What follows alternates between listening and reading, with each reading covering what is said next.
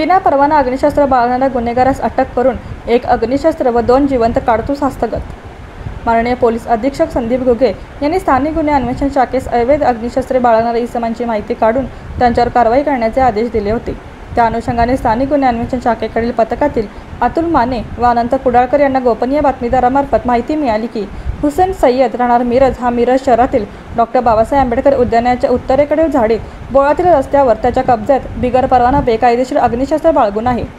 बातमीप्रमाणे वरील पथक हे मिरज येथील डॉक्टर बाबासाहेब आंबेडकर उद्यानाच्या पूर्व व पश्चिम बाजूने सापळा लावून उद्यानाचे उत्तरेकडील बोळातील रस्त्यावर जाऊन पाहिले असता एक इसम संशयितरित्या थांबलेला दिसला।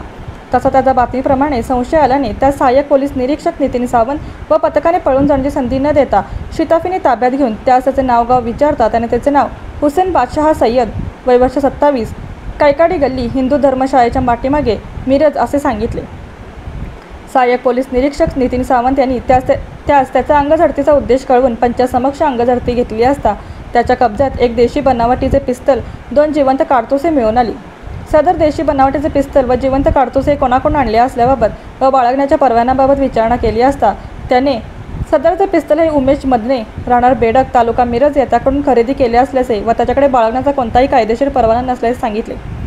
लागली सदरचे अग्निशस्त्र व जिवंत काडतुसे पुढील तपास कामी सहाय्यक पोलीस निरीक्षक नितीन सावंत यांनी पंचासमक्ष जप्त करून आरोपी विरुद्ध अनंत कुडाळकर यांनी महात्मा गांधी चौक पोलीस ठाणे येथे फिर्याद देऊन भारतीय शस्त्र अधिनियमांतर्गत गुन्हा दाखल करण्यात आला आहे।